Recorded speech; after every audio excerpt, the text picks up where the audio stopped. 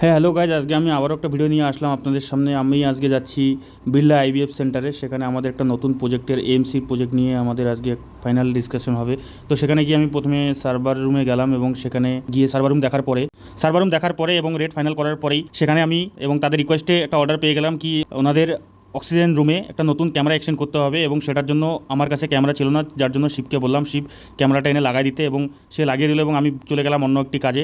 সেখানে গিয়ে দেখি সেখানে ওদের পুরো বাড়িতে ইন্টারনেট চলতেছিল না এবং সেখানে গিয়ে আমি সব কিছু চেক করার পরে জানতে পারলাম যে এখানে একটি ডিভাইস খারাপ হয়ে গেছে এবং সেই ডিভাইসটি রিপ্লেস করার জন্য আমাকে মেটেরিয়ালটা নিয়ে আসতে হবে। তার মাঝখানে আমি দেখে নিলাম এবং মেন ইন্টারনেটে কোনো ইস্যু আছে কি না সেটাও চেক করে নিলাম। তো দেখি সব কিছু ঠিকই আছে। তো তারপরে এটা কমপ্লিট করার পরে আমি চলে গেলাম আবারও আইভিএফ সেন্টারে।